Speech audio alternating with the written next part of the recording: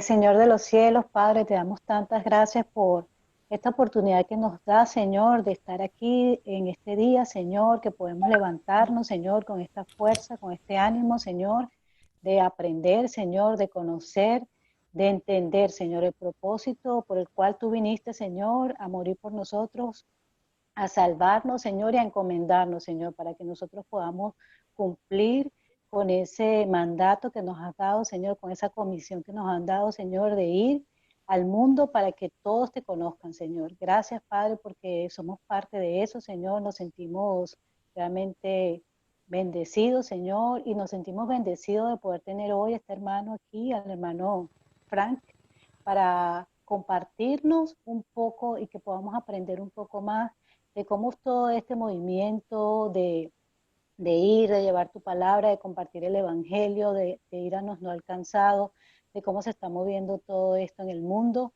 Te doy gracias, Señor. Abre nuestra mente, Señor. Pedimos que la tecnología sea un aliado en este día, Señor.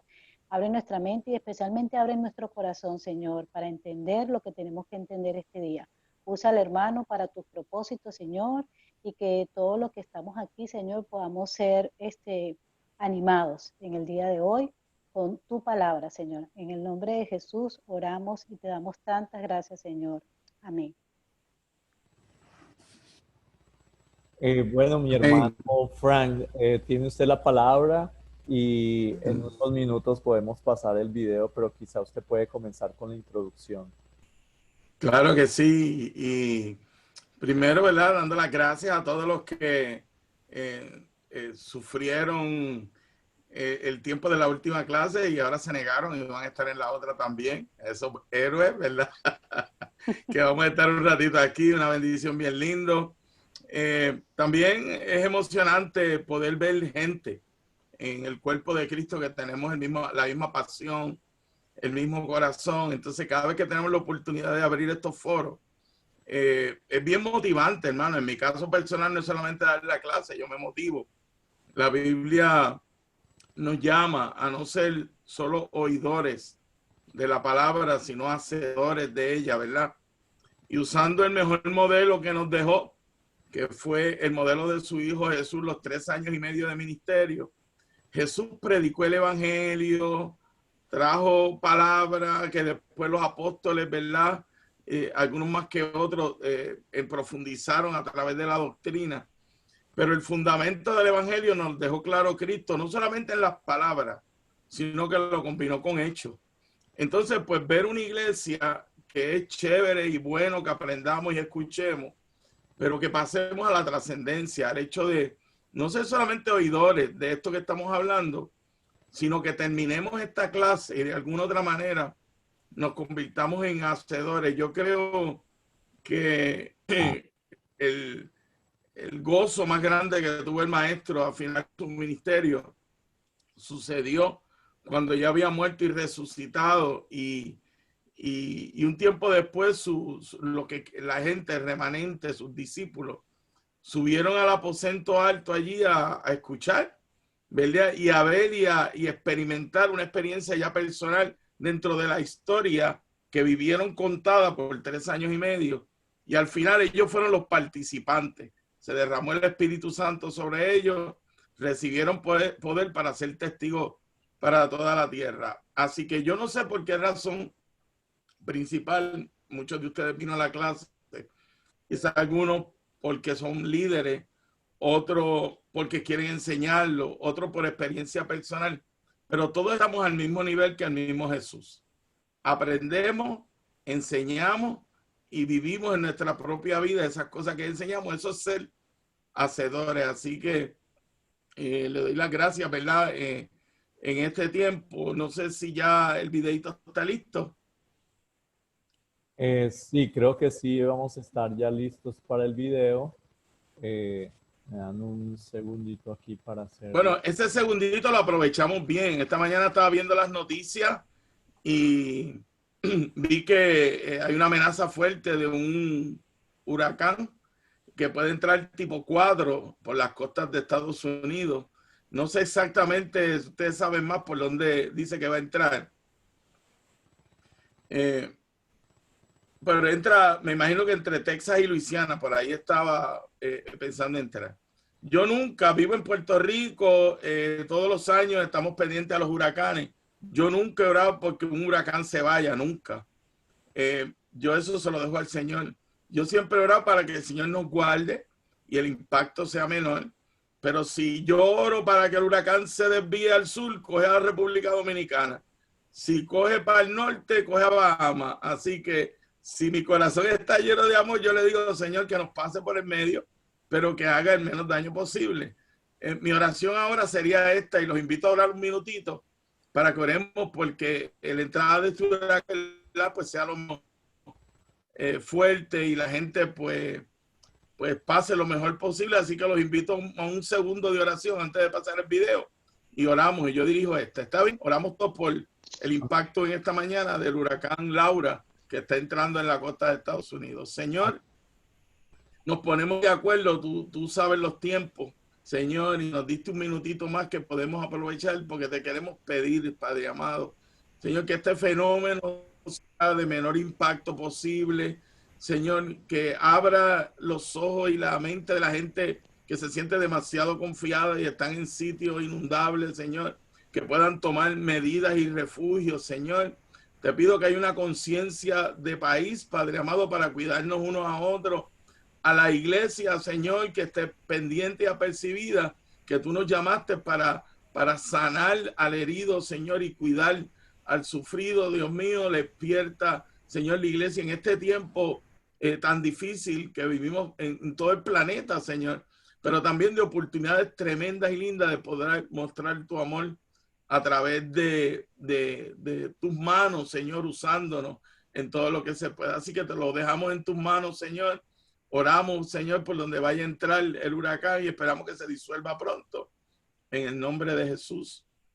Amén. Amén, Y amén. amén. Amén, hermano. Amén. Bueno, ya tenemos aquí el video. Por favor, me hace una seña y hermano Francis lo empieza a escuchar en unos segundos. Vale, básicamente, hermano, este es un videito bien corto, nos ayuda un poco a entender bien, porque cuando uno empieza a hablar por hora y media, 2 horas, uno coge para norte, sur, este y oeste, y a veces perdemos un poquito de rumbo de lo que queremos llevar al final. A mí me gustan estos videos porque nos mantiene en la línea de lo que yo quiero compartir con ustedes, así que no sustituye lo que vamos a hablar con detalle.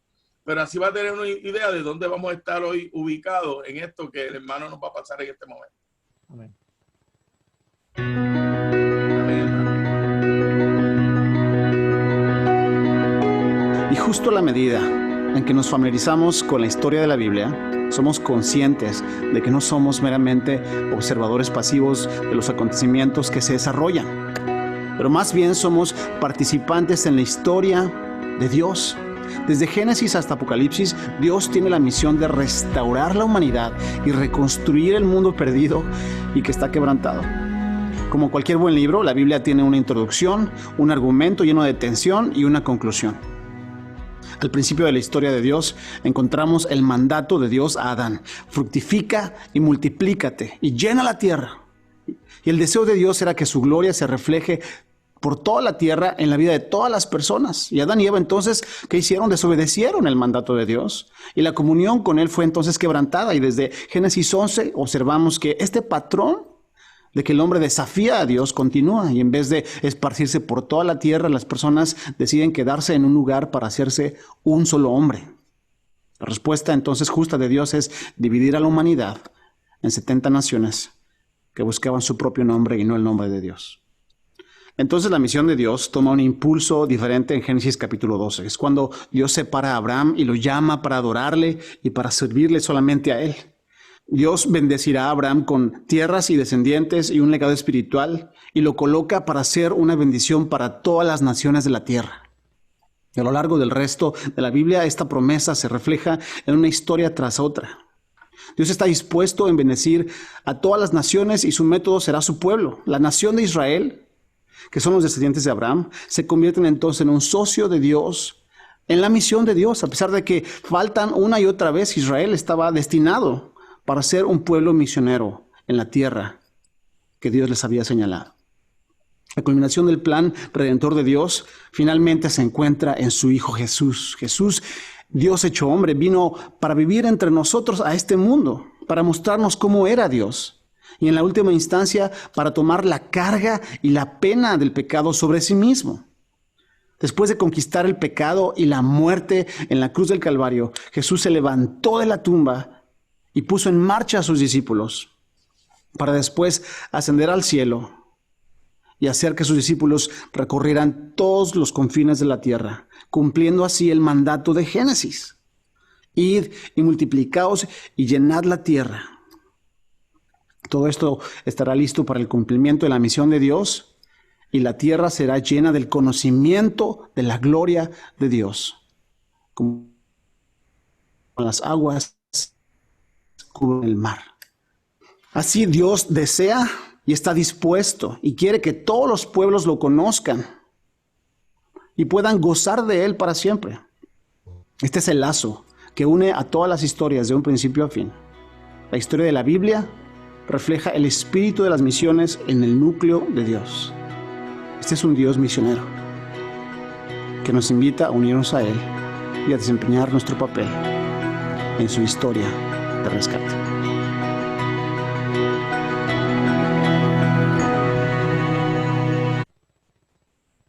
Bien, hermano. Durante el seminario usted va a escuchar mucho la palabra historia, inclusive el nombre de la organización que facilita este seminario es storyline.org.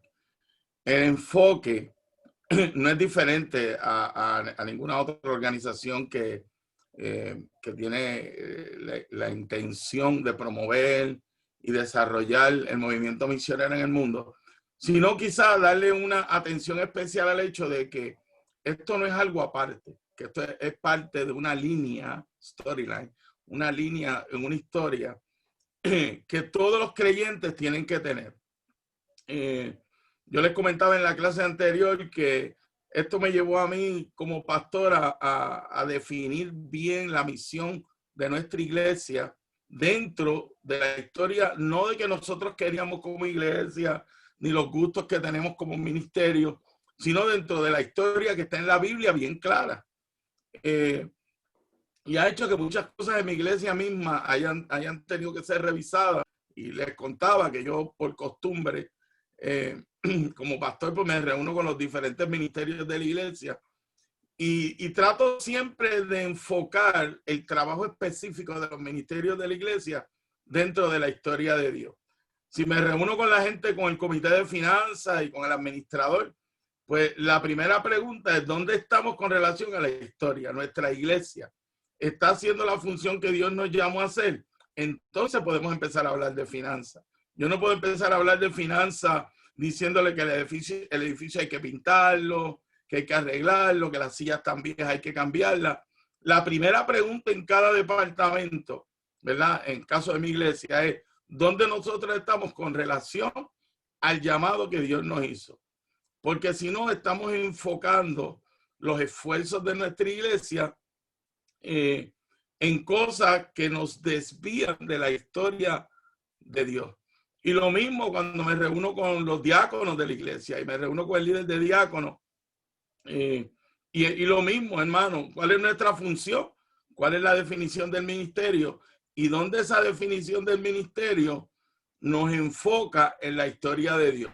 Si nuestro trabajo es servir a la comunidad y servir a la iglesia, a facilitar las cosas, la pregunta que yo le hago a los diáconos, ¿para qué nosotros le facilitamos la cosa a los hermanos?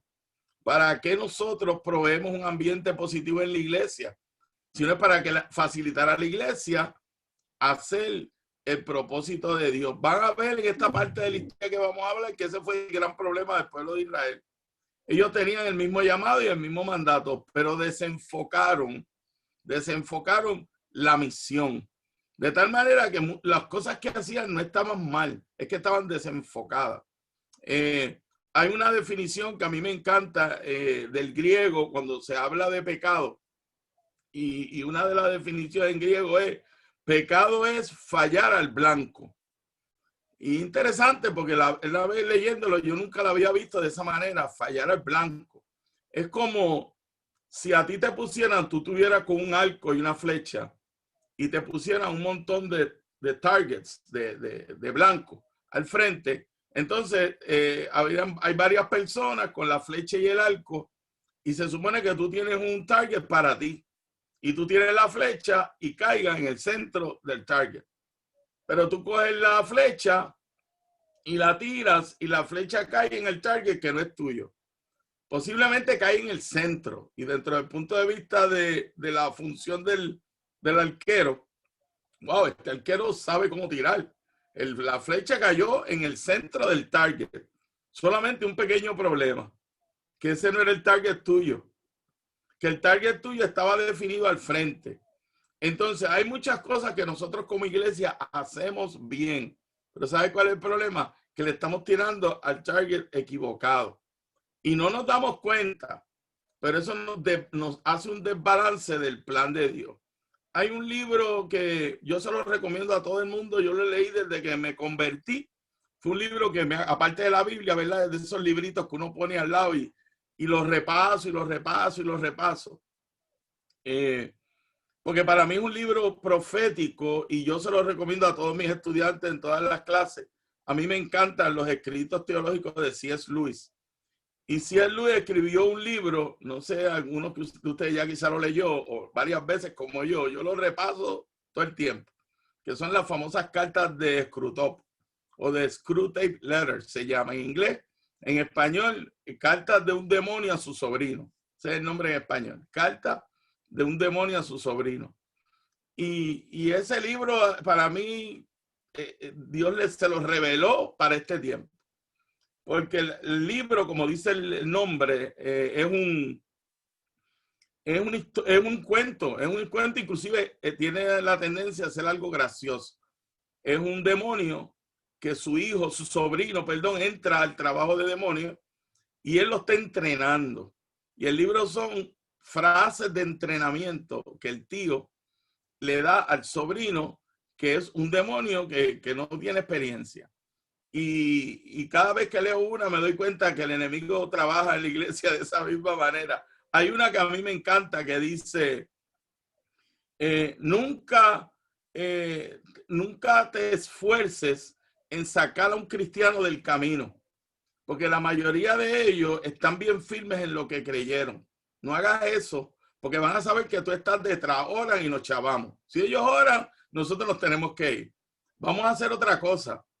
Vamos a desviarle el enfoque, o sea, hacerlos ineficientes, que ellos canten duro, que gasten dinero, que hagan todo lo que ellos entienden que están haciendo bien, pero no se dan cuenta que lo están haciendo por el canal equivocado.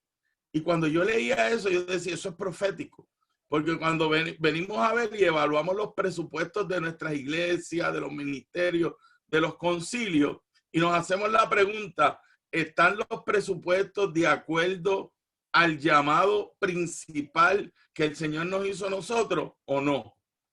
O como en un momento dado pasa con muchas iglesias, no, eso le toca al comité de misiones, ellos tienen una cuentita y un fondito y venden alcapurria, le dicen acá, y bacalaíto frito, eso lo hacemos en la isla.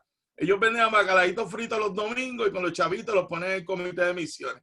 Y el 95% del presupuesto no tiene que ver con el llamado de Dios. Hay una enseñanza vital en la escritura que yo lo aplico en esto cuando hablo con amigos pastores.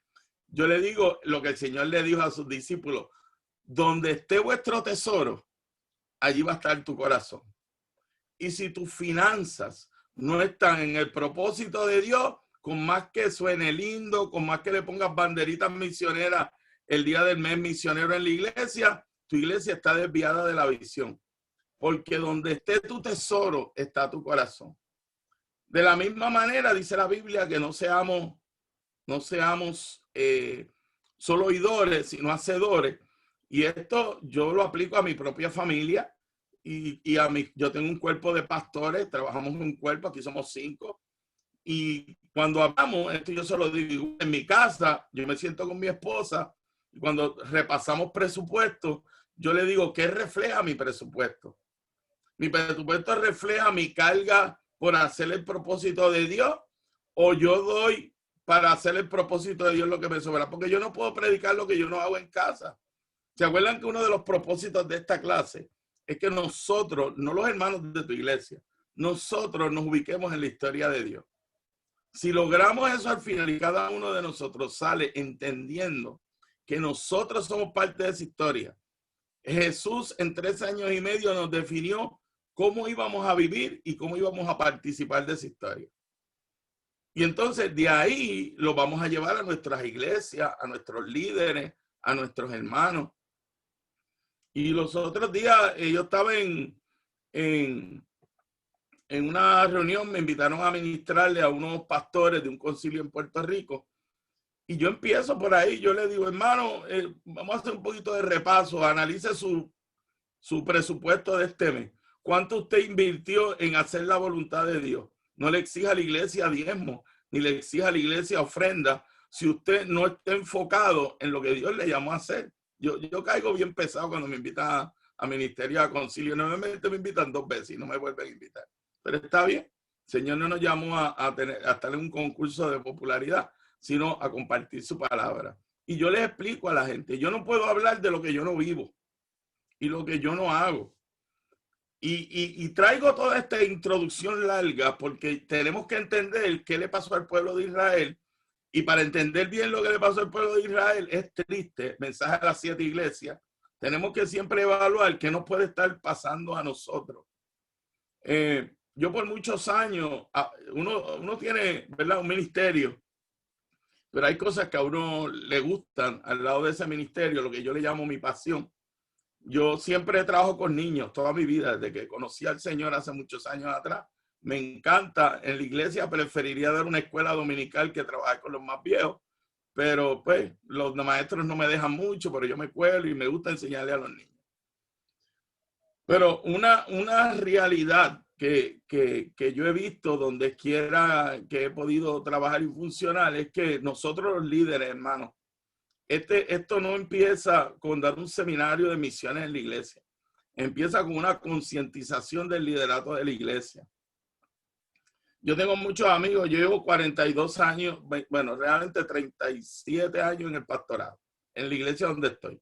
Como 40 en términos generales. Y en mis 40 años en el pastorado he hablado con muchos pastores. Y da pena la visión sacerdotal del pastorado, lejos de hacer la voluntad de Dios. Cuando digo esto, es que el pueblo de Israel, que Dios lo llamó, ¿verdad?, a ministrarle y ser luz en medio para las naciones, se concentraron tanto en la posición sacerdotal. Y yo hace 2 días le decía a un amigo pastor, hermano, salga de su escritorio, váyase a trabajar con los hermanos. Su iglesia está débil en evangelismo porque usted no está saliendo a evangelizar. Le dije, vaya a evangelizar. En tiempos de coronavirus hay tantas oportunidades de nosotros poder ser ejemplo como líderes y no solamente ser habladores de misiones, sino ser hacedores. Da el ejemplo. No, hermano, pero es que yo tengo tantas cosas. Pues entonces, como tenemos muchas cosas, tenemos que ir de prioridad. Y en prioridad, donde esté vuestro tesoro, está tu corazón. Si la prioridad del Señor es que mi iglesia sea una iglesia misionera, hermano, yo tengo que cambiar mi agenda. Yo no puedo estar, ¿verdad? En mi caso personal, pues, mi iglesia es celular y los problemas pastorales de gente los bregan los líderes de cada célula. Yo no estoy atendiendo toda la gente que me llama. Yo atiendo mi cuerpo de líderes cercanos, pero fuera de atender mi cuerpo de líderes cercanos, mi trabajo mayor es alcanzar vidas para Cristo, porque ese es mi llamado y el de todo el mundo. Y aun si soy facilitador de eso, hermano, yo tengo que ser un ejemplo a mis hermanos y a mis líderes. Nosotros comenzamos y terminamos la clase anterior. Yo no sé si el PowerPoint se está pudiendo ver, había problemas técnicos con eso. No subió, no están viendo el PowerPoint. Ok, si no están viendo el PowerPoint, entonces tenemos que cambiar el setting de la clase. Usted tiene que tener la Biblia abierta al frente. Tiene que tener una libreta y tiene que tener un lápiz. A mí me gusta que se dañen los PowerPoint, porque nos pone las pilas. A veces estamos tan acostumbrados a que se nos facilite hasta leer la Biblia que ni la abrimos. Así que, hermano, qué rico. Abra su Biblia. Y todo el mundo con la Biblia abierta, vamos a través de muchos textos. Y entonces, pues así nos gozamos juntos. La palabra de Dios, hermano, es un oasis, un bálsamo en este tiempo. Mire, hace como un mes, en la Escuela de Misiones en Puerto Rico, Betania, yo soy profesor ahí, estábamos como en, ¿verdad? La escuela como tal, nos quedamos como en el aire. Cuando explotó el coronavirus, teníamos estudiantes de misiones, ya no se podían reunir más. O sea que el primer impacto para mucha gente fue como quedarnos en un éxtasis, que no sabíamos qué íbamos a hacer. Y yo les conté un poquito de esto en la clase anterior, pero quiero añadirle algo. Y fue el hecho de que yo, ¿verdad? Nos reunimos un mes después y dijimos, bueno, ¿y qué vamos a hacer? ¿Vamos a cogernos una cuarentena del evangelio o qué vamos a hacer? Y de momento yo vi muchos seminarios y preguntas, ¿qué vamos a hacer con los misioneros durante el tiempo del coronavirus? Y cuando uno pasa una crisis momentáneamente y se sienta y medita en la palabra de Dios, en todo lo que has leído y te refresca, ¿te acuerdas que el Señor es el Señor en medio de las tormentas? No que esperamos que pase la tormenta para encontrarnos con el Señor, sino que en medio de las tormentas nosotros experimentamos el Señor. Que su Espíritu Santo es experto en trabajar en los momentos más difíciles. Tanto así que la iglesia se esparció, como decía un filósofo de aquella época, se esparció en Asia Menor, África y España, de tal manera que le llamaban la peste. Y los libros que hablaban de la peste no era una enfermedad, era el evangelio, que no sabían qué hacer con él, porque sin internet, sin teléfono, sin aviones, es espectacular. Yo no sé de aquí quién ha ido de vacaciones a Roma. Yo no he ido de vacaciones, ¿verdad? Pero hemos tenido varios misioneros en Italia y siempre uno termina cogiéndose 2 o 3 días en Roma porque Roma es bellísimo. Pero a mí me impresionó saliendo de la Basílica de San Pedro, camino a la Catacumba de San Genaro, es una de las áreas que sale de la Capilla de San Pedro. Hay un gran mural en uno de los lados de la iglesia que muestra en una piedra gigante cómo en 60 años el evangelio se movió y creció a través de los años de persecución. Cuando yo caminaba, andaba con 2 hermanas que trabajaban allá en Italia, me estaban llevando. Cuando caminaba y yo vi eso, hermano, a mí se me cayó la quijada. Y yo decía, eso no es posible. Yo lo había leído, pero ver los gráficos, si usted va a Roma, trate de verlo. Porque va a haber gráficos, ellos tienen como en cobre incrustado el crecer del evangelio. Cómo se manchó todo el mundo medio en cuestión de 60 años. Porque un grupito de 12 hombres recibió el Espíritu Santo junto con otros allá en el aposento alto y salieron de ahí en medio de tiempos bien difíciles. Fueron testigos del Señor en toda la tierra. Todas esas cosas me hacen pensar ahora lo que compartí en esa clase, que fue la primera que dimos en la Escuela de Misiones Betania. La abrimos en internet. Yo por ese tiempo tenía 25 estudiantes matriculados. Se nos ocurrió tirarle en el internet gratis. Lo hicimos por Zoom y Facebook Live. A la semana me llama el director de la escuela y me dice, Tolentino, tenemos matriculados 135 estudiantes de todo el mundo. Y yo me quedé frío porque yo le estaba mentalmente emocionado, preparado. Pero me di cuenta que esta crisis nos dio una oportunidad espectacular para llevar nuestro mensaje, no a mis 35 estudiantes, sino a 35 hermanos alrededor del mundo, pastores y líderes, Suramérica, Centroamérica. Fue una experiencia muy linda. Ayudó que fuera gratis. Tenemos que aprender a hacer muchas cosas así también, porque la gente tiende a hacer más, ¿verdad? Lo piensa menos. Pero como era gratis, la tiramos y se llenó. 135 personas y como 50 que no pudieron entrar. De tal manera, hermano, que me di cuenta que en estos tiempos de dificultad es cuando más nosotros podemos hacer la voluntad de Dios. Y de ahí me di cuenta que yo voy a hacer con misiones. Yo no puedo viajar. Tú sabes el dinero que yo me ahorraba este año en viaje. Lo estoy dando en misiones. Yo se lo conté la otra vez. Todo lo que me he ahorrado. Hace poco me invitaron. Tengo un hermano, amigo, pastor, compañero de ministerio ruso. Y era jefe de la mafia rusa. Dios lo salvó y tiene una iglesia preciosa en Rusia. Y hemos sido amigos, hemos viajado juntos, hemos ministrado. Él y yo trabajamos en Cuba en los últimos años, trabajando en diferentes áreas en Cuba. Y me invitó a predicar. Y yo empecé dándole las gracias a la iglesia, ¿verdad? Por la oportunidad de yo predicar en Rusia es difícil, el viaje me sale caro. Pero yo le di gracias a la iglesia por invitarme a predicar. Le dije, pero lo que se ahorraron en la ofrenda de mi viaje, lo van a donar en una ofrenda a Cuba.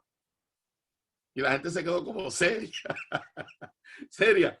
Yo le dije, hermano, si usted entiende que nosotros ahora estamos gastando menos, tenemos más como invertir en misiones. Y hermano, perdónenme, ¿verdad? Y usted va a oírme de gratis. Y yo nunca iba a cobrar, yo nunca he cobrado por predicar el evangelio, eso no entra dentro de mí. Pero sé que el gasto de a veces invitarme a un sitio es costoso, el viaje, estadía. Hermano, ustedes se acaban de ahorrar como 3,000 pesos para que yo predique. Pues entonces, ahora de esa ofrenda, cojan lo que quieran y vamos a mandar las misiones. Pero el mensaje detrás, nosotros no podemos quedar quietos porque estamos en el coronavirus. Nosotros tenemos que enfocarnos en el llamado que el Señor nos hizo como iglesia. Perdonen, hermano. Denme un segundito aquí. Ok. En media hora voy a detenerme un poquito. En vez de hacerlo al final, porque este periodo es hasta las 11:30, me voy a parar en media hora un huequito. Usted vaya apuntando cualquier pregunta y duda en todo lo que estemos hablando. Y ahí cogemos unos 5 minutos y después seguimos con la segunda parte. Así que, hermanos, vivimos en tiempos especiales para traer el mensaje misionero. Una de las cosas, ¿verdad? De las muchos embelecos que uno se mete en estas misiones, uno quiere cubrir y quiere llegar a más sitios cada vez. Y en los últimos 15 años pertenezco a un grupo que se llama MIES, Misión de España Internacional. Le hablé de eso. Y enviamos misioneros a España desde aquí de Puerto Rico. Tenemos varios misioneros en Algeciras, en el norte, mayormente en Galicia. Recién a través de eso nuestra iglesia abrió una iglesia ahí en Sevilla. Y una de las cosas que no pensábamos, hermano, es cómo ahora en este tiempo difícil yo voy a hacer mi trabajo misionero. Y una de las cosas que más hemos podido hacer es capacitar misioneros. O sea, yo por lo menos en mi semana ubiqué los grupos y los hermanos y les decía, como les dije a un grupito de Cuba, ustedes tienen WhatsApp, ay, qué chévere que tienen WhatsApp. Pues una vez a la semana vamos a dar un entrenamiento misionero por WhatsApp. Y aunque sea 3, hermanos, de mis tiempos de clase, a mí no me interesa que sean 100 o que sean 2, porque eso es problema del Señor. Pero esa clase de 3 hermanos que estoy pudiendo dar toda la semana a 3 líderes en Cuba, para mí son excelentes. Los domingos al amanecer tengo que coger la gente de España y le doy un entrenamiento. Y cada uno de nosotros tiene la capacidad. Tú sabes la gente que está en el campo misionero, que ahora mismo se sienten solos, abandonados, frustrados en medio del coronavirus. Usted llame a cualquier organización y usted le dice, yo quiero ser un intercesor, quiero trabajar con los hermanos, hermano, y la lista que le envíen usted no va a dar abasto. Yo ya no puedo coger más porque no doy abasto. Para la gente que puedo trabajar durante el tiempo del coronavirus. O sea, son oportunidades tremendas que la iglesia tiene. La iglesia tiene que mantenerse enfocada. Terminamos la clase en Apocalipsis. Búsquelo conmigo. Capítulo 7. Apocalipsis capítulo 7. La empezamos y la acabamos, le dije, porque es una historia, la historia de Dios. La historia de Dios, como decía el video, tiene un principio, tiene, ¿verdad?, una trayectoria, tiene partes en la historia súper interesantes que a veces, si tú las sacas aparte, no parecieran ser parte de la historia misma. Pero tienes que leer cada historia en la Biblia entendiendo la historia completa desde Génesis a Apocalipsis. Otro de los errores que cometió el pueblo de Israel. A ellos se les olvidó cuál era la historia y el plan de Dios. Y se enfocaron en momentos de la historia donde Dios los bendijo, los sacó de Egipto, les dio bendiciones, les dio tierra, les dio propiedades.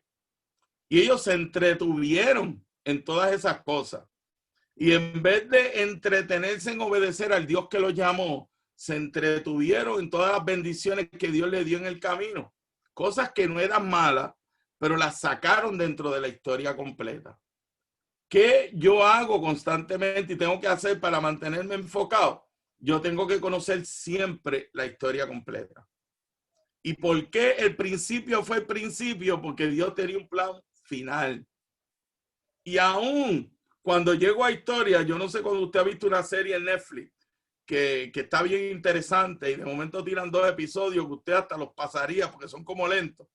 Mano, cuando yo llego a números en la Biblia, como que, ay, Dios mío, déjame pasar números rápido, porque como que es medio ensueño. ¿A usted no le pasa? O sea, yo soy el único aquí que no es tan espiritual.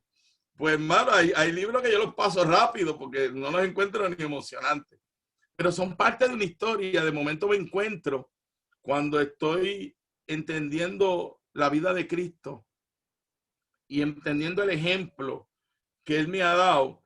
Y de momento el libro, voy a Lucas y empieza a hablar de la genealogía de Jesús, que algo tenía que ver conmigo. Y entonces cae en el libro de Números, el libro enzorroso que a mí nunca me gustó. Y empiezo a encontrar la línea de la descendencia de Jesús, una prostituta, un embustero, un mentiroso. La genealogía tenía un propósito. Y ahora que leo y veo la historia de Jesús, por eso es importante mantener la línea de la historia, me doy cuenta que el Señor me quiso enseñar que Él, ¿verdad?, llegó a la tierra no porque tenía fama, no porque era de una estirpe, no porque tenía un grado doctoral, no porque era el más que diezmaba, ofrendaba, era porque Dios lo escogió, el Hijo de Dios, y nos dio un modelo. Y el modelo, yo no sé quién fue, mi abuelo fue de una segunda generación de casi esclavos en Puerto Rico, raptó a mi abuela, que era española, a los 13 años, le hizo 12 muchachos, fue terrible, un abusador, un mal abuelo, todo eso fue mi abuelo, y es verdad, yo lo quise mucho porque al final cambió, pero fue malo. ¿Pero qué tiene que ver eso con el plan de Dios conmigo? Nada. Si Jesús, la genealogía de Jesús incluía una prostituta y mentiroso y todo lo demás. Así que Dios, hermano, nos escoge como Él quiere. No tiene que ver con quién tú eras ni tu condición económica. Si estás atrás económicamente, Dios te usa más. Si estás bien económicamente, Dios te usa igual. No tiene que ver con tu condición. Cuando yo leo la historia de Jesús y veo dónde nació, cómo nació, y veo la colección de Precious Moments que tiene mi esposa del nacimiento, y leo la Biblia y me contradice tanto el Precious Moment que tiene con haber nacido en un pesebre lleno de estiércol, de paños llenos de brea, y tenían garrapatas porque era lo que se usaban los paños. Y dice la Biblia que él cogió, María y José cogieron de los paños que habían allí. El pesebre estaba lleno porque no cabía un animal más. Y en medio de todo esto sacaron los paños para arropar al Señor, para que cuando yo me mire a mí mismo, yo diga, yo soy bienaventurado, yo soy bendecido. Si el propio Jesús nació en un pesebre sin nada y Dios lo usó para transformar el mundo, imagínate cuánto nosotros que hemos sido bendecidos a mitad de camino. Entonces yo tengo que ver la historia completa para entender lo que Dios está haciendo conmigo. ¿Me están siguiendo? De tal manera que la historia termina en Apocalipsis 7, versículos 9 y 10. Yo la voy a estar repitiendo todo el tiempo porque si no nos desenfocamos en lo que estamos aprendiendo. Yo lo leo, usted me sigue. Apocalipsis capítulo 7, versos 9 y 10.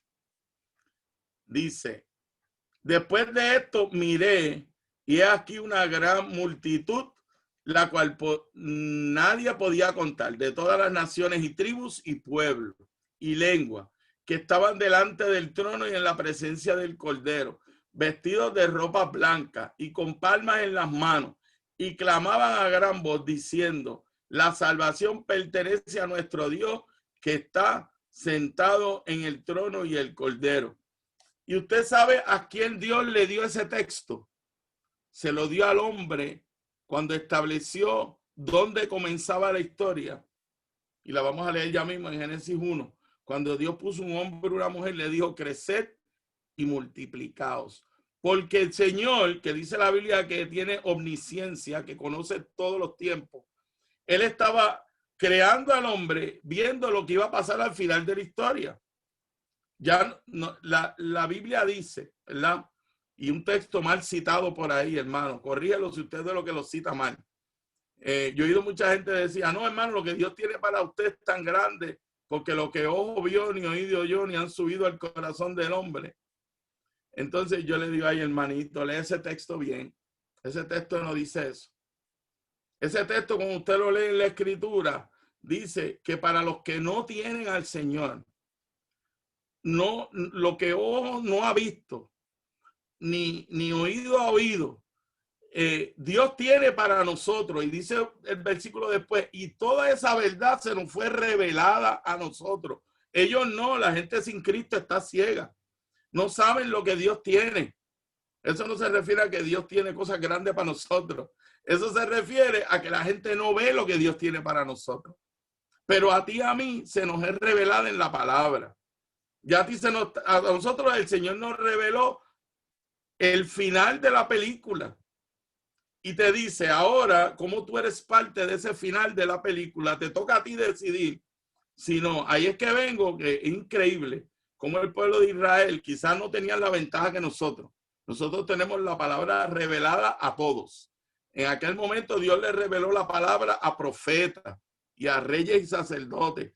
Pero la palabra revelada que vamos a leer era la misma. Que ellos habían sido escogidos para hacer bendición a las naciones. Pero volvemos a lo mismo. Ellos se enfocaron en esa parte de la bendición, se desenfocaron del llamado. Y yo le tengo que acordar a toda la gente de mi iglesia que nosotros tenemos que ser parte de ese final de la historia. Y que allí que dice que había una gran multitud, que ese es el plan de Dios, yo fui parte de ese plan de Dios. Y de alguna manera, hermano, de alguna manera, nosotros tenemos que haber sido instrumentos porque fuimos escogidos para ser embajadores de Cristo donde quiera que estemos. Empezando por mi Jerusalén, fuiste escogido con tu esposo, con tu esposa, a hacer bendición a tu familia, a traer la bendición, la luz del Señor a tu familia. Ahí comenzamos todo. Y el enfoque mío, ¿verdad? Como esposo, tenía que ser edificar mi matrimonio, no solamente para mí, sino ser bendición para las naciones. De tal manera que mi matrimonio se volvió parte de la historia de Dios. Y déjeme decirle, se disfruta más el matrimonio y la familia cuando tú lo tienes parte de la historia de Dios y no lo haces tu historia, ni mi historia matrimonial. Mi historia de amor, que no se la puedo contar ahora, muy linda, ¿verdad? De la manera en que Dios me dio a mi mujer. Ahora yo la veo como parte de un plan que Dios tenía para ese tiempo final. Y cada parte de mi matrimonio y de todo lo que he vivido, y yo puedo enfocarlo dentro del plan de Dios, hermano, es lo que me certifica que yo me mantengo en el camino correcto. Y igual mis hijas. Hace poco me llama la menor que tiene 35 años y Dios le dio la bendición de ser abogada en el estado de Kansas para trabajar con inmigrantes. Ella se fue como misionera con una iglesia por muchos años. Nos dejó tempranito, creo que tenía como 20 y tantos años. Y me dijo, papi, me voy, quiero trabajar con el problema de la inmigración. Y se fue, se metió en lío. Ella una vez por poco la mete en presa. ¿Qué no hizo, hija? Y cometió errores montones. Pero cuando yo me contó los otros días que entre las bendiciones, el Estado mismo le pagó los estudios y cogió su grado de abogacía, cosa que ella no tenía en la mente, yo me di cuenta, el propósito mío como padre era enseñarle a mis hijos a hacer luz para las naciones. Y ser una bendición. No es que lo logre en todo, porque unos se fueron para la izquierda y otros se fueron para la derecha, ¿verdad? Yo crié 7 muchachos. Pero la realidad es que mi enfoque como padre es mantener mi vida y mi historia en la historia de Dios. Convertir esto, hermano, en algo más personal. Yo he estado en muchas clases, he cogido y he dado, y doy clases bien teóricas de misiones, y últimamente me he dado cuenta que esto hay que llevarlo de un nivel teórico a un nivel más personal, porque nos estamos volviendo, lo que le estaba diciendo al principio, que nos pasa a muchos pastores, nos hemos convertido en ejecutivos de nuestra iglesia y no en hacedores de la palabra. No nos vamos a la calle a hacer el trabajo, porque eso no me toca a mí, porque yo soy el ejecutivo, eso le toca a los obreros. Y eso no es bíblico, porque el Señor nos llamó a todos. Y usted, si es pastor de lo que está oyendo esto, hermano, ya es tiempo. Saque prioridad en su tiempo y baje del púlpito y vaya a hacer un viaje misionero, trabaja con la gente. Yo por muchos años en varias tribus en el Amazonas, los líderes de esos grupos desarrollé una buena relación. Para muchos de ellos, por ser pastor y líder, empezaron a verme como el único que le podía poner supositorio a sus hijos adolescentes. ¿Sí? Porque cuando fuimos a visitar un grupo, ellos no dejaban que nadie le pudiera supositorio, porque eso es meterle una pastillita por detrás a un indígena que tiene una fiebre bien alta, y dijeron, mire, ese señor que es el pastor, él puede. Y a mí me relajan en los viajes misioneros. Yo soy el experto poniendo supositorio a los indígenas, porque me ven y me dicen, ese es el pastor. Pues mira qué bendición. No solamente poder hablar de misiones, sino poder ir con mi grupo, y ellos ya saben que yo soy el que pongo los supositorios. Aparte de eso, soy el que cocino en todo viaje misionero, porque me encanta la cocina. Y le digo, hermano, usted ministra, usted enseña mi trabajo, cocinarle a los grupos que van. Pero es una bendición ser hacedor y dar ejemplo. Así que es importante, hermano, como pastores y líderes que somos. Es chévere la parte teórica y vamos a aprender mucho y tenemos unas clases muy teóricas y todo eso, pero tenemos que llevarla siempre a lo práctico. Ser parte de ese final es parte de la historia. Bien importante. Hoy comenzamos con la historia, pero quiero hacer algo raro. Gracias a Dios no tienen el PowerPoint. Así que yo me voy a olvidar del PowerPoint. Quiero traerle algo aquí, no se vaya. Me voy al final de esta segunda parte para hacer lo mismo. Para nosotros, míralo aquí. Busque en Osea, el libro de Osea. Aquí se me perdió el libro, espérate. Aquí. Osea capítulo 4. Me gustó esto de empezar siempre con el final. Nos ayuda a enfocarnos. La historia del pueblo de Israel comenzó prácticamente antes de Abraham en Génesis, que era lo que íbamos a leer, pero di un brinco. Me fui a la última conversación que el Señor tuvo con el pueblo de Israel antes de que Jesús viniera y el Mesías se manifestara. Fue la última, porque lo último que pasó con el pueblo de Israel en el Viejo Testamento nos muestra de esa parte de la historia a dónde llegaron. ¿Qué me va a hacer cuando vemos a dónde llegaron? Vamos a ver el proceso de cómo llegaron ahí, cómo debieron haber llegado y cómo llegaron. De tal manera que cuando yo cojo mi historia y la empiezo con el final, vamos a ver cómo en el camino nosotros debimos haber llegado a ser participantes de Apocalipsis y de ver esas naciones que estaban frente al Señor y tú decir, wow, yo fui parte de eso. Yo estoy allí adorando porque allí estábamos todos los que creemos, ¿verdad? Que vamos a vivir con el Señor por la eternidad. Estábamos un poquito antes de ese party que era las bodas del Cordero que iba a haber, la gran fiesta en el cielo. Antes de esa boda, el Señor nos reunió a todos y estábamos allí en la presencia de Él, los ángeles adorando. Y allí tú te mirabas y decías, mira qué chévere, mira aquel, yo fui a ese grupo o yo le enseñé a esos niños allí, le enseñé la palabra y míralos ahora ahí adorando frente a la presencia del Señor. Y ese día nos sentamos a regocijarnos que fuimos parte de la historia de Dios, ¿verdad? Que no fuimos solamente espectadores de la gloria de Dios. Ahorita le decía en broma que a mí me gusta que se dañen los PowerPoint. La gente de adoración de mi iglesia me tiene terror. Una de las cosas más lindas que tiene mi iglesia, ahora me voy a tomar el privilegio de hablar bien de mi iglesia. Yo amo mi iglesia. pero lo más que me gusta es la música. Tiene un grupo musical tremendo. Y la música como a mí me gusta, me encanta. Yo soy músico, toda mi vida he tocado también. Desde que me convertí, me encanta la música.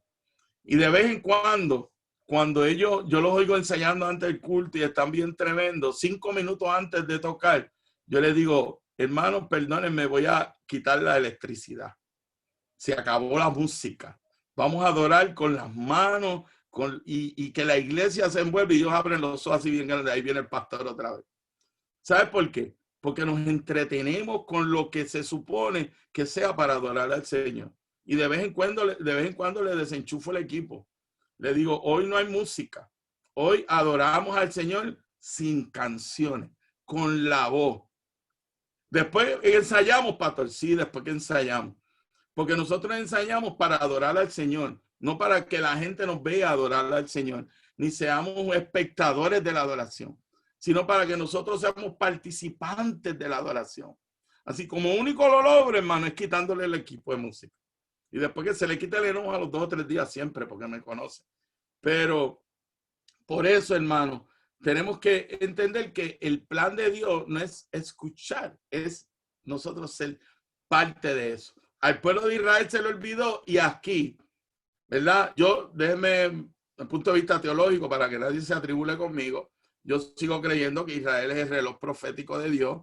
Dios en su gracia los escogió como un pueblo especial. Persiguen la iglesia ahora mismo. Yo traté hace un tiempito atrás de predicar en Israel y por poco nos apedrean. En Israel no te dejan predicar en las calles ya.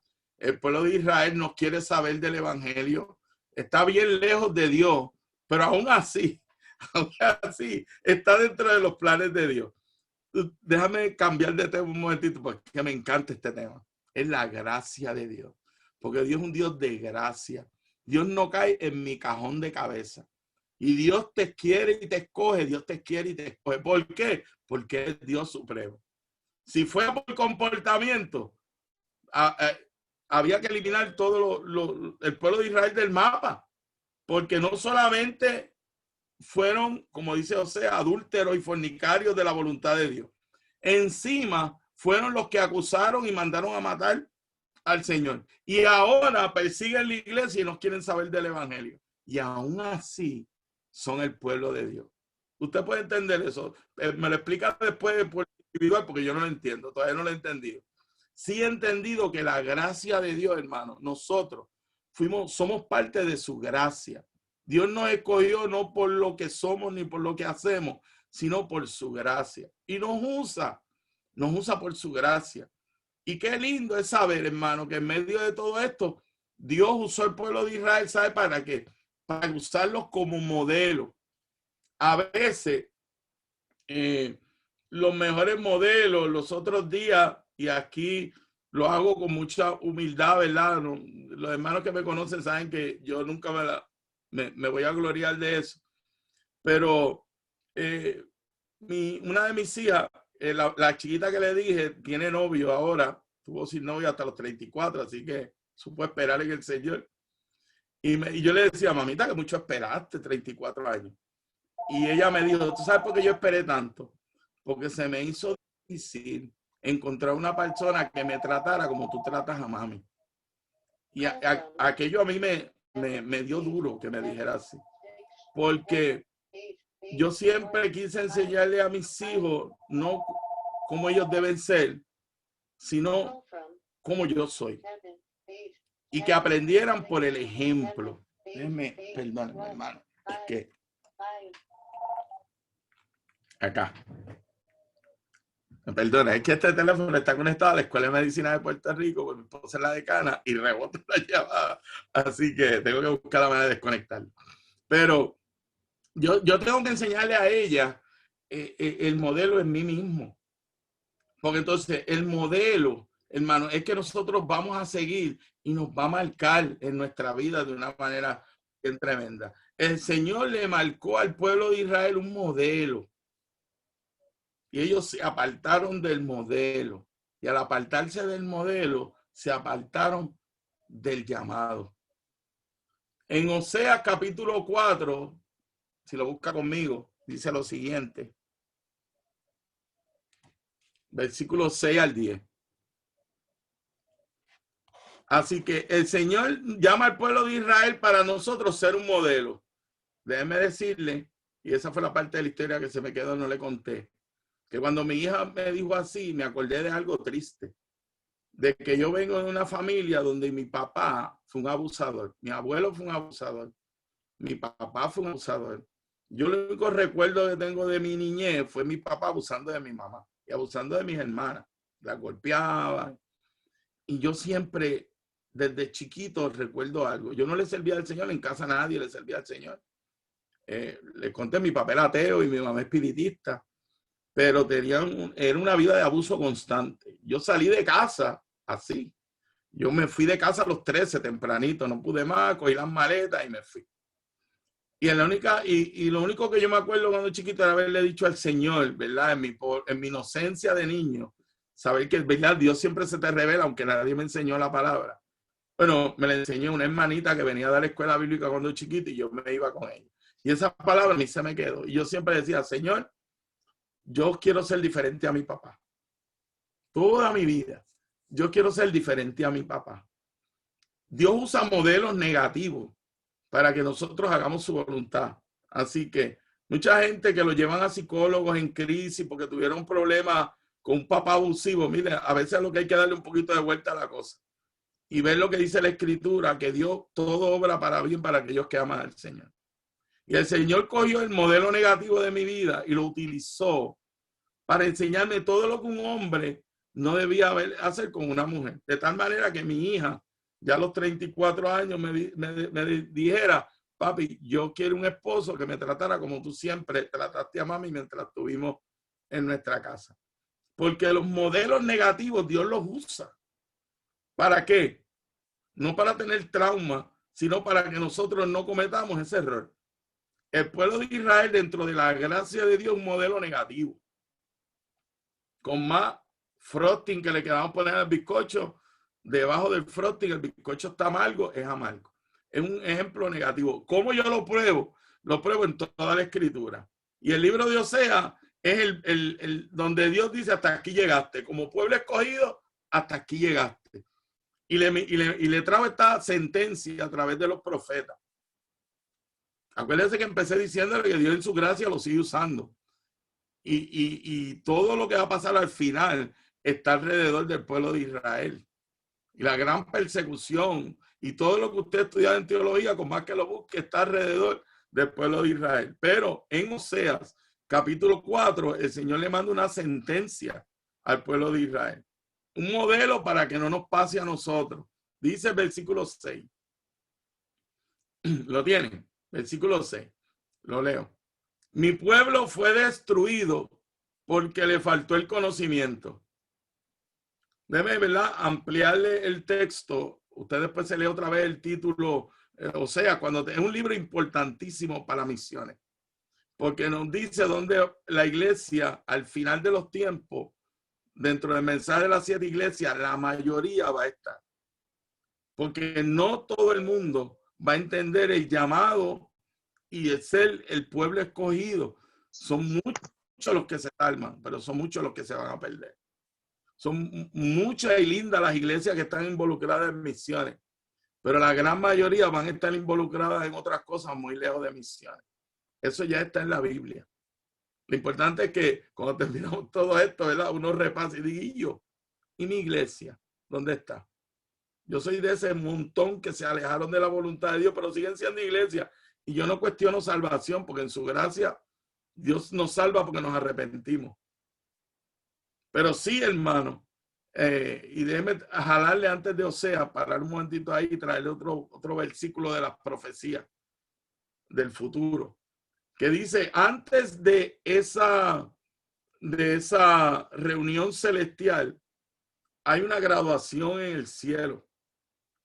Después usted la busca, está en varios, en el 1 de Corintios, está en Apocalipsis, y hay una profecía en el Nuevo Testamento de Ezequiel. Pero dice que antes de esa esa reunión va a haber una graduación en el cielo, solamente para los creyentes.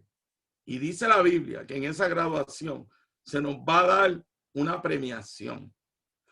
Algunos van a recibir y otros dicen lo que tenían se les va a quitar. Yo esa parte no me pregunto. Yo nunca he entendido. Yo me voy a salvar, pero me van a quitar lo que se supone que yo tuviera. Esa parte no la entiendo bien. Pero en términos generales, lo que dice la Biblia es que hay un pueblo que hace la voluntad de Dios y que va a ser gratificado por haber hecho la voluntad de Dios. Y va a haber un pueblo de Dios que va a ser salvo. Pero no van a, es más, van a recibir afrenta. Y no está hablando del infierno. Hermano, estamos hablando de que es triste tú llegar al cielo y decir, tú fuiste de los que hiciste mi voluntad. Tú, gloria a Dios, eres salvo. Pero hay galardones y dice que el galardón será dado de acuerdo a la obra de lo que hicimos. ¿Qué hicimos? Hicimos el llamado, el soberano llamamiento de Dios. Y está hablando, hermano, más allá de la salvación. Está hablando de que hay un pueblo. ¿Se acuerdan en Apocalipsis de las 7 iglesias? Hay un mensaje que confirma eso. Cuando Dios gratifica porque me fuiste fiel. Porque me fuiste fiel, en honra te pondré, dice la Escritura. O sea, que nosotros, acá en la tierra es una bendición hacer la voluntad de Dios. Pero aquí nosotros podemos terminar decapitados y seguimos dándole la gloria a Dios porque Dios nos llamó a estar dispuestos a dar nuestra vida por Cristo. Y hay muchos mártires muriendo cada día dándole la gloria a Dios. Así que el que te salve o no, no tiene que ver con ese galardón. Porque ese galardón el Señor nos lo da dentro de la gratificación espiritual y emocional y física que vivimos. Pero también nos da nos va a dar un galardón en el cielo que nadie nos lo puede quitar. Y tiene que ver con ese momento de esa fiesta celestial donde mucha gente están caminando porque de alguna manera tú fuiste parte de este movimiento y de hacerte la voluntad. Y yo sé que irrelevantemente una vez en un estudio, una hermana me dice, hermano, pero yo no quiero llegar al cielo pendiente a galardones. Y yo, bueno, la Biblia dice que Dios me va a dar galardones. Yo los quiero, yo no sé ni lo que son, pero yo quiero ese galardón. Yo quiero llegar ayer y que el Señor me diga, siervo fiel, algún efecto espiritual va a tener en mí, dentro de esos misterios que no conocemos, en las fiestas celestiales. ¿Por qué? Porque Dios te llamó antes de que tú nacieras con un propósito, dice Efesios. Y nosotros somos llamados a cumplirlo. Pero ¿qué pasa con aquellos que fueron llamados y no lo cumplieron? Y ahí es que cae el libro de Oseas. Posiblemente no está diciendo que no van a ser salvos. Fíjate, dice, mi pueblo será destruido. Óyeme, si alguien sabe lo que ha sufrido desde ahí para acá, el pueblo de Israel, yo no sé cómo ellos, que tienen ese libro en el Torá, lo tienen, el libro de Oseas, y lo leen y no entienden que todo lo que han vivido, lo han vivido por lo que dice ahí. Porque le faltó conocimiento, no entendieron la escritura. ¿Qué queremos hacer durante este seminario? Que usted conozca la escritura. Porque si usted conoce la escritura, más nos vale ser obediente a ella. Porque a eso, cuando yo le di al Señor, Señor, te entrego mi vida, la hermanita que me dio seguimiento, Susi, yo la quiero muchísimo. Ella me cogió lleno de defectos, roto. Había pensado en el suicidio en varias ocasiones. Y ella me dice, ¿tú sabes lo que significa lo que tú estás diciendo ahora? Y yo, no, Susi, a mí me dieron que dijera que yo le entrego mi vida al Señor.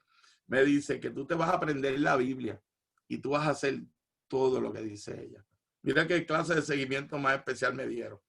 Ella me dijo, ahora tú y yo vamos a leer la Biblia y todo lo que dice que hagas, que debes de hacer, tú lo vas a hacer. Si tú estás claro de eso, repite otra vez, Señor, te entrego mi vida. Porque si no estás claro de eso y lo que estás buscando es otra cosa, estás equivocado. Y ella o me motivó, me desmotivó, yo no sé, pero yo le dije, pues vale, vamos a meterle más. Señor, yo te entrego mi vida, lo que yo descubro en la escritura.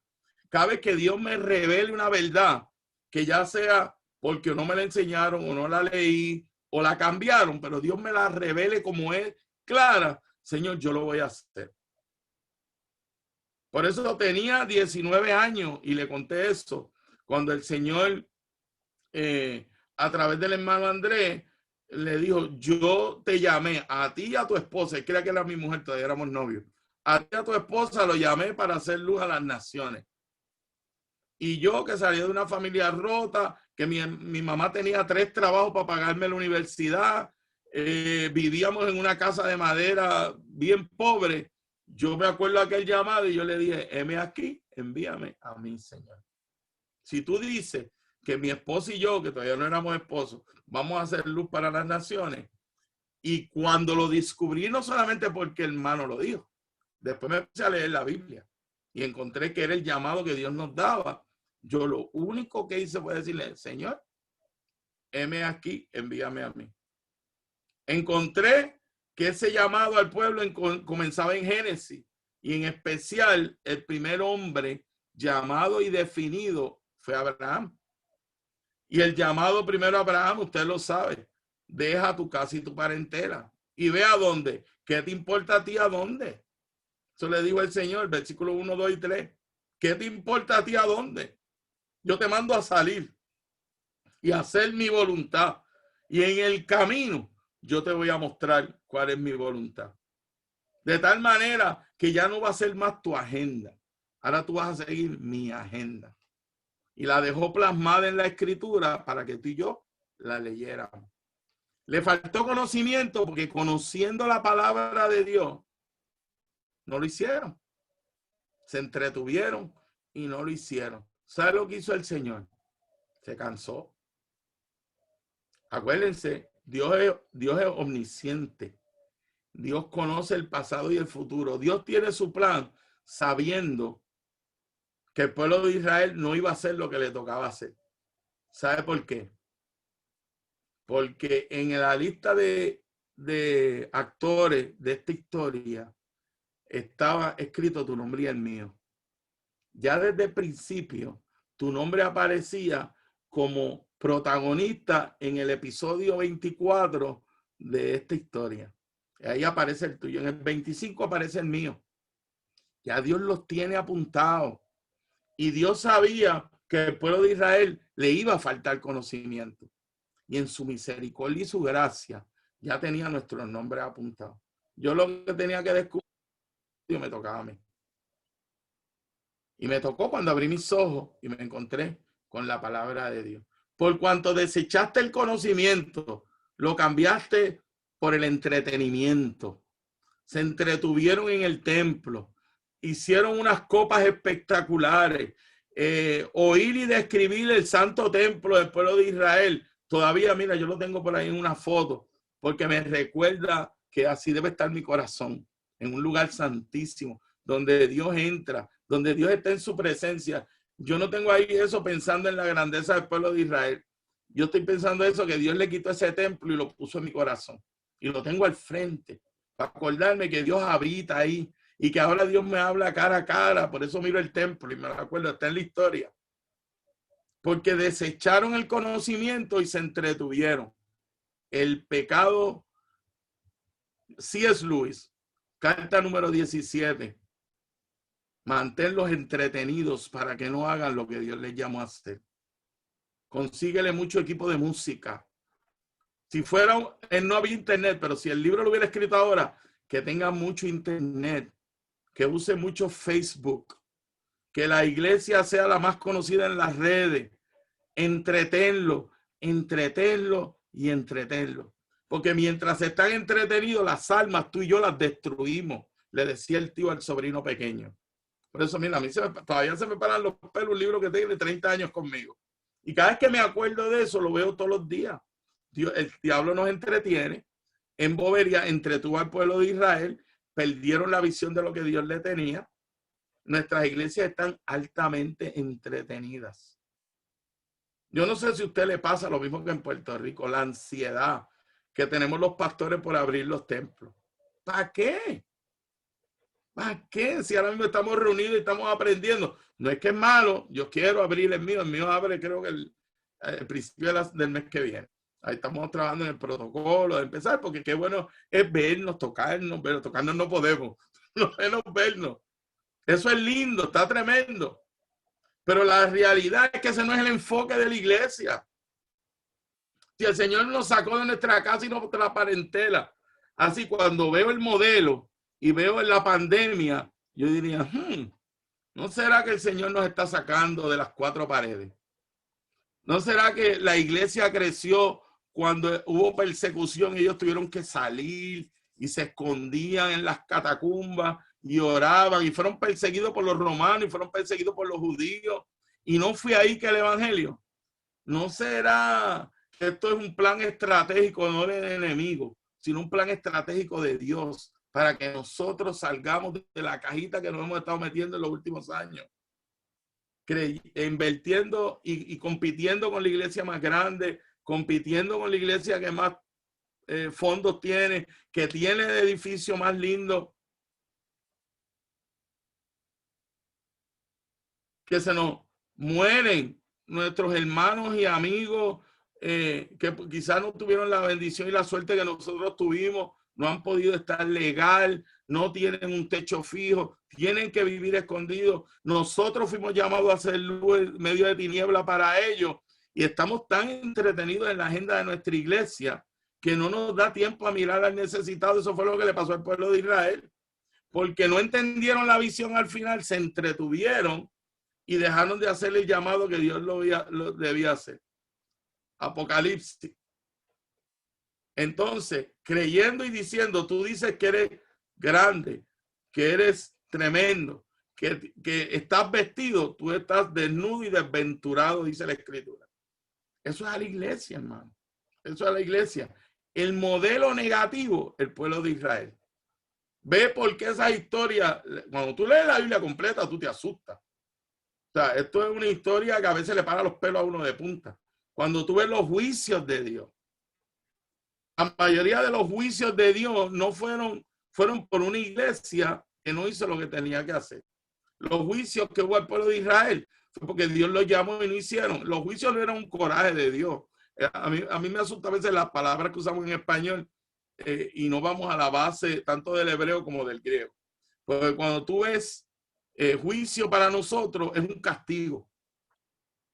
El Señor es un Dios de gracia. El Señor lo que hace es que nos sacude. Me acuerdo, yo aprendí eso en la crianza con mis hijas. Y traté de hacer de los castigos una bendición. Yo tenía una varita de guayaba y con eso era que yo le daba la disciplina a mis nenas. Chiquita, no era dura, porque no me gustaba que le doliera mucho, pero tenía que ser un palito porque las chancletas no le dolían. Y yo tenía el palito, me acuerdo, en el armario donde yo tenía mis palos, ahí se veía todos los días el palito. Ellas miraban el palito cuando caminaba. Y cuando me tocaba usarlo, yo les decía dos cosas. Mi amor, esta noche yo tengo que disciplinar. Número uno, te doy la ventaja de que te pongas 2 pantalones. Yo le daba esa oportunidad. Porque no se trata de que te duela. No te duele el cuerpo, te duele en el corazón. Que papi le diera con la varita, le dolía en el corazón. La más chiquita, la que le había ahora, eso estaba llorando todo el día y me pedía perdón. Yo me iba a trabajar y me mandaba a decir con la mamá, papi, yo no lo hago más. Sí, mamita, yo sé que no lo vas a hacer más, pero yo tengo que castigarte. Porque el castigo nos recuerda cuánto yo te amo. ¿Sabes una cosa? Yo le decía, si yo tengo que sacar esa varita, antes de que tú llores, ya yo he llorado. A mí me dolía más darte que lo que a ti te pueda doler, porque yo me aseguraba de que no le doliera mucho. Castigo no tiene que ser físico, el castigo es del corazón. Y yo le decía, porque yo no te estoy dando porque tengo coraje, yo te estoy dando porque te amo. Y como yo no quiero que tú, los errores que yo cometí, ni las metidas patas que yo di, yo te tengo que pegar. A mí nadie me pegó, pero yo te amo y te tengo que pegar. Nuestro Dios celestial es idéntico con nosotros. Yo por todos lados que veo esto del coronavirus, veo un Dios amoroso, dándonos otra oportunidad de sacudirnos, de sacarnos. Lo triste es que Dios nos saca por una puerta y nosotros queriendo entrar por la otra. Ojalá cuando entremos, porque es bueno que entremos con la actitud de Abraham, de aunque tengamos un edificio de operaciones, la iglesia en el Nuevo Testamento nunca fue la estructura. Eso fue en el Viejo Testamento. En el Nuevo Testamento, la Biblia dice claro que la iglesia somos tú y somos yo. Que ahora mismo nosotros aquí reunidos estamos cumpliendo lo que dice la Escritura, de que somos la iglesia de Cristo. Porque donde dos o más estén reunidos, allí está Él. En el Viejo Testamento era otra cosa. Pero eso, en el Nuevo Testamento, ahora tú y yo somos la iglesia. Y yo le dije, hermano, qué bueno que nos vamos a reunir para desde allí planificar cómo vamos a salir. Si estamos saliendo ahora, pues en un local bien ubicado, cuando están las oficinas, donde yo tengo las computadoras y todo, que es chévere, podemos hacer más. Pero no vamos allí a meternos para encerrarnos, para volver a nuestro templo y volver a la cajita. Que el Señor ha pasado tanto trabajo a través de la historia, de sacudirnos y enseñarnos para que salgamos. Yo por donde quiera que veo el coronavirus, lo veo como una bendición dura, difícil, dolorosa. Pero la iglesia ha crecido y crece.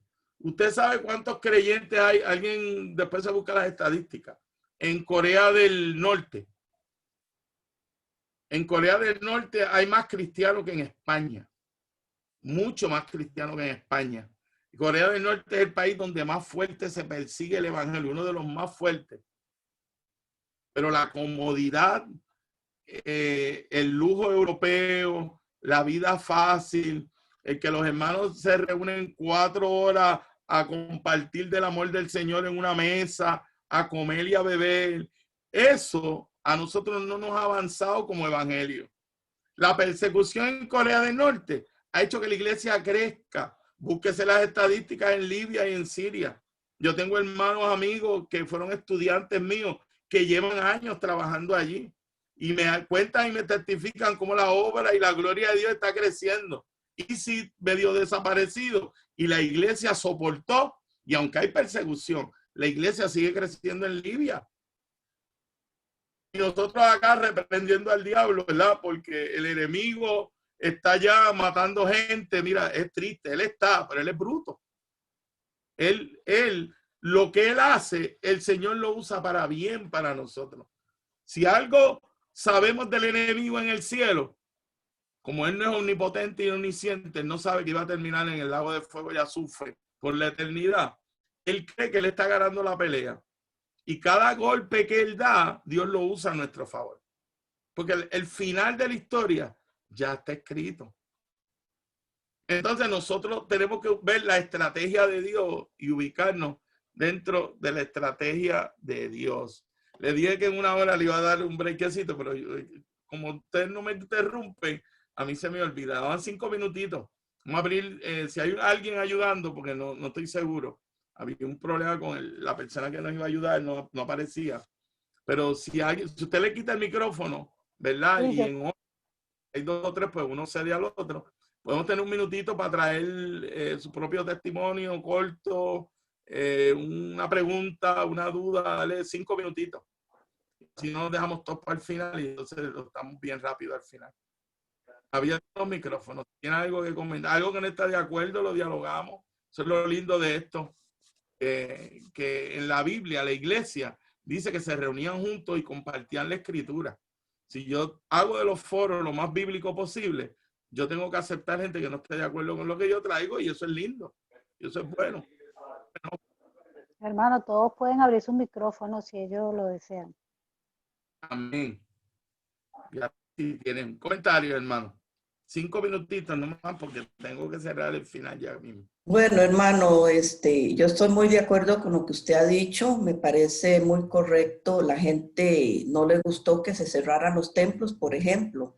Una de las tantas cosas buenas que usted ha dicho. Y yo pienso que es que Dios quiere hablar a la iglesia de que la actividad de la iglesia no se centra en 4 paredes.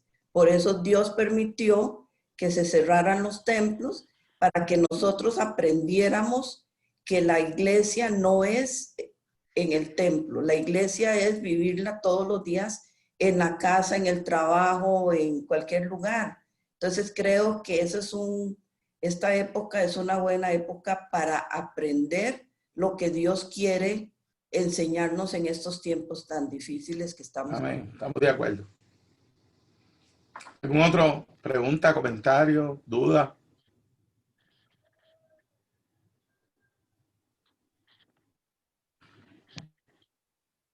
Solamente para agregar, siguiendo la misma línea de la hermana que también que acaba de compartir, que estos meses que hemos estado en confinamiento, aún cómo nos cuesta, porque me incluyo ahí, sacarnos de ese chip de la iglesia, porque aún todavía creo que nuestra mente batalla con eso, porque todavía como que a veces seguimos pensando en las cuatro paredes. Entonces es un chip que uno sabe que solamente nuestra relación con el Señor es la única que nos puede ayudar a desarraigarnos de allí. Porque aún en estos meses, sí, la gran mayoría ya, mi iglesia aquí en Costa Rica ya abrió y aún así sí, la gente quiere verse y eso, pero todavía como que necesito que Dios trabaje todavía más en eso. Quería agregar eso. Sí, mire, yo he tenido que pedirle perdón al Señor en varias ocasiones últimamente por cosas que, si no fuera por el coronavirus, yo no lo hubiera visto. En un momento dado, y déjeme hacerle quizás, yo he pensado mucho en los Estados Unidos. Hace poco tuve la oportunidad de ir a Watts. Tengo un pastor amigo que trabaja con los deambulantes de Watts. Yo nunca había visto eso, nunca. Yo lloré. Me estaba quedando en una casa de una persona que vive en Santa Bárbara, uno de los sitios más caros. En una casa espectacular. Él le costó como 5 o 6 millones de dólares la casa. Y ese día dimos una vueltita por Watts y yo estuve sentado en una orilla viendo cómo familia entera estaban allí viviendo en la calle, viviendo en carro, en toldo. Pero ¿sabes qué es lo más impresionante? Yo no digo que esto porque lo que vi fue una calle, caminé 2 o 3 calles, pero vi que por la tarde los únicos que llegaban a darle comida a los deambulantes eran los latinos que terminaban sus negocios, la taquería, todo lo que sobraba lo llevaban allí y ellos hacían una fila. Yo lo que vi fue latinos trabajando en Los Ángeles. Yo llegué mal, llegué y le escribí a muchos amigos, ¿qué vamos a hacer? Yo no puedo dormir pensando en 62,000 personas en una sola ciudad, Los Ángeles. Imagino que en otras ciudades será peor. Pero cuando miro los números, entré al internet, 62,000 homeless solamente. Y una iglesia que para congregarse bajan de los sitios más millonarios a unas iglesias espectaculares allí en Los Ángeles y tienen que pasar a 2 cuadras donde hay 62,000 deambulantes. Hermano, el Señor nos sacude y nos abre los ojos. Que yo le pedía perdón al Señor. De momento, el alcalde de nuestra ciudad, que hemos desarrollado desde María una amistad bien fuerte, inclusive me dio el privilegio de ser parte de su equipo de consejeros. Me llama y me dice, Tolentino, tenemos un grave problema. La comida no le está llegando a los cientos y cientos de viejitos que están en la casa, que no pueden salir, que sus hijos no están. Nosotros no podemos alcanzarlo. ¿Qué ustedes pueden hacer? Entonces, pues nos organizamos unas 9, 10 iglesias amigas. Los viernes en mi iglesia, cada una cocina. Yo hago 100 almuerzos. Los hermanos allí, entre todo el mundo con su equipo, 6 pies de distancia, pero desde marzo hacemos 100 almuerzos. Y empezamos, yo voy todos los viernes míos a ir con ellos y llevarle un plato de comida a esos viejitos. Y yo he llorado porque esos viejitos están así de años. Yo no sabía que estaban. Yo nunca los visité. Mi iglesia nunca iba. ¿Tú sabes por qué vamos ahora? Por el coronavirus. Solamente tenemos la necesidad. Yo pensaba, entró Estados Unidos en una crisis de cuarentena bien grande. Es decir, la gente no podía ir a trabajar. Pero los que no podemos trabajar, pero ya estamos bien legalizados y todo, la mayoría está online. Y es que no nos llegó un cheque de $1,200. Pero y los miles y miles y miles de trabajadores que salen todos los días a trabajar en limpieza, agricultura, y ya no podían ir. ¿De dónde sacan la comida? Nos toca a nosotros, la iglesia. Y ese plato de comida lleva el evangelio detrás, lleva el amor y la misericordia de Dios. Yo le voy a decir algo que suena fuerte, ¿eh? No me malinterprete. A veces me da miedo que se vaya del coronavirus. Yo digo, Dios mío, mi iglesia dejará de llevarle ese plato a esos viejitos el día que se quite lo del coronavirus. Y me asusto. Me asusto. Nunca me olvidaré de un gran amigo cubano, un pastor bautista, que desarrollamos una amistad bien linda. Hace muchos años atrás murió joven de cáncer. Alejandro Nieto. Como alguno de ustedes lo conoció. Pastor bautista. Y una vez estando sentado, hablando con Alejandro, él le dejaban salir de vez en cuando. Vivió la época más difícil, los 90. Lo dejaban salir de vez en cuando y caía en Puerto Rico y compartíamos. La mayoría de las veces que salía de Puerto Rico, llegaba y estaba preso, caía preso. Así que él era un entrizale que tenía en la cárcel espectacular. Y un día estábamos juntos y yo le dije, varón, vamos a hacer una oración para que Dios quite a Fidel. Y él me mira y me dice, tú estás loco, muchacho. Tú estás loco. ¿Cómo tú vas a orar para que Dios quite a Fidel? Si desde que Fidel esta iglesia no ha hecho más que crecer. ¿Sabes por qué? Porque nos persiguieron. Mira, yo nunca he oído algo así. De una persona que caía presa cada vez que iba atrás, ¿verdad? Perdónenme que tenga alguna idea política diferente. Yo le digo lo que yo viví, lo que viví con él. Yo no sé si hay otras maneras de verlo. No quiero herir los sentimientos de nadie, ¿verdad? Pero la realidad es que yo sabía que después que él terminaba conmigo, ya él iba a ir preso. Y me decía, no ores porque quiten a Fidel. Ora porque el Espíritu Santo se siga moviendo en Cuba. Deja que Dios lo quite cuando quiera. Y desde ese día yo no oré más. Por eso, porque me enseñó. Y me pasa, hermano, yo oro por lo que yo tengo que orar. Yo oro por una iglesia que se despierte. Oro por una iglesia que salga de la comodidad. Oro por una iglesia que salga de la cajita. Yo no oro para que mis circunstancias sean más fáciles ni mejores. Entonces, yo no me deprimo cuando veo la gráfica. Yo digo, Señor, tú sabrás. Si crecieron o bajaron, ¿cómo me voy a deprimir? Si Dios va a usar todo para mi bien. Entonces, porque mi enfoque es la historia de Dios. ¿Alguien más? Se nos acabó el tiempo, hermano. Se nos acabó el tiempo. Amén, gloria a Dios. Déjeme robarle 5 Gloria a minutos para Dios. terminar el texto completo de Osea. Déjeme acabarle. Perdóneme, Amén. yo voy a decir algo un segundito. Y entonces cerramos con el comentario de usted, mi hermano. Dice, porque olvidaste la ley de tu Dios. O sea, el pueblo de Israel, acuérdense, le está hablando, el pueblo que tenía el templo, que hacía todo lo que tenían que hacer lo hacían, los sacerdotes hacían toda la cosa, y el Señor le está diciendo, te olvidaste de tu ley, porque tu ley no era lo que tú entiendes que es la ley. Tu ley era obedecer al Señor y hacer su voluntad. Te enfocaste en todo lo que eran los rudimentos de la iglesia. Te enfocaste en todo lo que eran el protocolo eclesiástico. Te enfocaste en todos los programas de la iglesia y te olvidaste del Dios de la iglesia. Eso es lo que el Señor le está diciendo al pueblo de Israel. ¿Será que no lo está diciendo también a nosotros?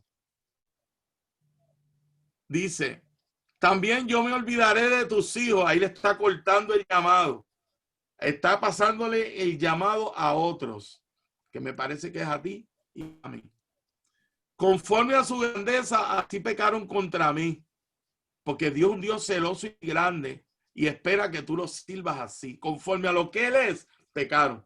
Si Dios es santo, pecaron contra eso. Si Dios es celoso, pecaron contra eso. Y dice, ahora yo cambiaré su honra en afrenta. Del pecado de mi pueblo comen y en su maldad levantan su alma. Y será el pueblo como el sacerdote. Le castigaré por su conducta y le pagaré conforme a sus obras. Comerán, pero no se saciarán. Fornicarán, mas no se multiplicarán, porque dejaron de servir a Jehová. Dejaron de hacer la voluntad de Dios. Y después de eso, empieza, ahí pasó lo que le llama el clímax de la historia. Yo digo, donde se unió la historia de Dios con la historia del hombre, fue en la cruz. Donde se unió la historia de Dios con la historia del hombre, fue en la cruz. y comenzó dentro de la historia general, una segunda parte de la historia donde Dios nos incluyó a ti y a mí para ver el modelo de lo que pasó y ver lo que verdaderamente Dios quería hacer con el pueblo de Israel. Y nosotros tenemos que utilizar eso como modelo. En un momento dado, en Isaías le dice más fuerte, tú que perseguiste a tus profetas. O sea, la gente que quiera hacer la voluntad de Dios, hermano, no va a ser la gente más agradable, ni el libro que más venda, ni el que oigan en todas las emisoras de radio, ni el que más inviten a predicar en su iglesia. El que haga la voluntad de Dios va a ser rechazado y va a ser perseguido en una gran manera. Porque usted puede estar diciendo que bueno este mensaje, que es chévere, pero somos los menos, hermano. Nosotros aquí ahora mismo, este grupo, no somos los más allá afuera. Si usted suma la cantidad de evangélicos en Estados Unidos y Puerto Rico, nosotros somos casi un número mínimo. Lo que estamos aquí diciendo, eso es verdad, vamos a hacer la voluntad de Dios. Pero eso a mí no me importa. Me importa que nosotros hagamos la voluntad de Dios. Ahora sí, hermano, comentarios y cerramos, porque me habían dado hasta las 11:30 y yo creo que estamos por ahí. Un poquito más.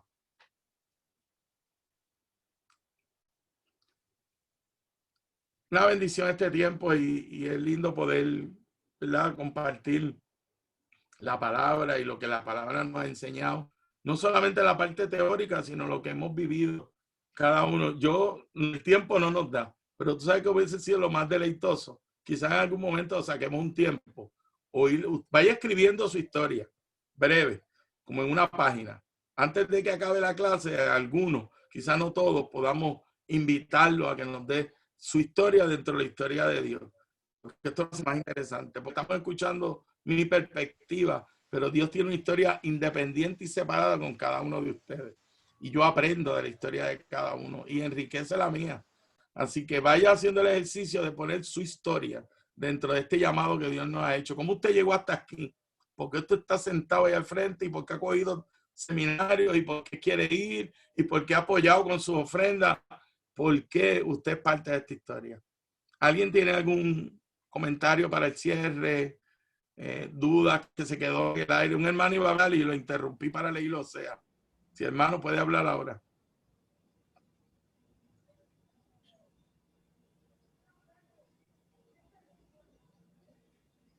¿Sí? ¿No? Parece que no. Amén. Pero pues, gloria a Dios, hermano. Una bendición, una vez más, ¿verdad? No tenemos un host, no hay nadie de comida en línea, ¿o sí? Sí, hermano, aquí estoy. Ah, pues hermana, gloria a Dios, pues usted no cierra. Sí, a ver, ahora sí, perdóneme que no la había visto bueno, en la pantalla. yo quería cerrar con algo que me llevo, y es esto que usted dijo: mi familia es parte del plan de Dios, no de mi plan. Y eso me da a mí mucha idea de que cuando usted dice nosotros hacemos un plan y presentamos a Dios, Dios ya es el plan para nosotros, cada uno de nosotros, y también para nuestra familia. Entonces nosotros podemos crear ese enfoque, ¿verdad?, de pensar, bueno, ¿cuál es el plan que Dios tiene para mi familia? ¿Cuál es el plan que tiene para mí? Podemos juntos construir, caminar hacia ese plan, ¿verdad? De que no es construir un plan que nosotros tenemos personal, sino de nuestras vidas. Entonces con eso me quedo hoy. Amén, amén. Esa verdad que Dios tiene un plan para mi familia. Y bueno, gracias, hermana, por su disposición, por todas esas historias, sus testimonios de vida, de cómo Dios lo a través del año, y toda esa experiencia que usted ha podido compartir, ¿verdad?, que siempre nos anima, nos reta también, nos reta, nos hace reflexionar en cómo estamos usando el tiempo, hace reflexionar como hijos de Dios, pero también como parte de Cristo, que es la iglesia, ¿verdad? Entonces, con todo eso, bueno, particularmente me quedo, y creo que muchos que estamos aquí nos llevamos muchas reflexiones en esta mañana. le damos gracias por su tiempo, por su posición y por estar con nosotros una semana más. Nos vemos la próxima semana para la sesión número 3. Y esperándola con gracias a uno de ansiedad, los menos que venga un huracán de eso. Vamos a hacer este tiempo con una oración. Oremos, Señor Padre, por la oportunidad nuevamente que nos da incluido esta sesión. A veces hay algunos inconvenientes de personas que pueden entrar, o del material que no se puede tener a tiempo, o algunas cosas que vienen a ser como tropiezo. Señor, gracias por la sabiduría que le has dado al facilitador para poder cosas a último momento. Gracias por la sabiduría que le da para poder con nosotros, que por su experiencia, gracias Señor por su testimonio de vida, y gracias Señor podemos aprender el día de hoy, Señor. Gracias Señor por los retos que llevamos, por las reflexiones que podemos hacer, Señor. Gracias Señor por lo que entendemos que es tu historia, Señor, tuya en nuestras vidas, Señor, y la historia tuya final, Señor. Gracias porque podemos ver esa historia y ver cómo nosotros, cada uno, puede ser parte o ya es parte de esa historia. Unimos, Señor, al grupo, a personas que están siendo parte de esa historia para poder cumplir. Señor, en el nombre de Jesús, ramos y vemos, Señor, mediante la próxima semana para seguir conociendo y aprendiendo más de lo que tú tienes para nosotros a través de este seminario de historia. En el nombre de Jesús, amén. Amén. Muchas bendiciones, mis hermanos. Dios les bendiga. Gracias. Bendiga a todos. Gracias. Gracias. Hermano. Amén. Muchas gracias. Dios la bendiga. Un honor, un privilegio estar aquí. Gracias, hermano. Dios lo bendiga. Gracias. Dios te bendiga. Amén, mi hermana. Bendiciones. Gracias. Aprendí mucho. Gracias. Dios me le bendiga más. Que el Señor lo siga usando con poder y gloria. Amén, amén. Bendiciones.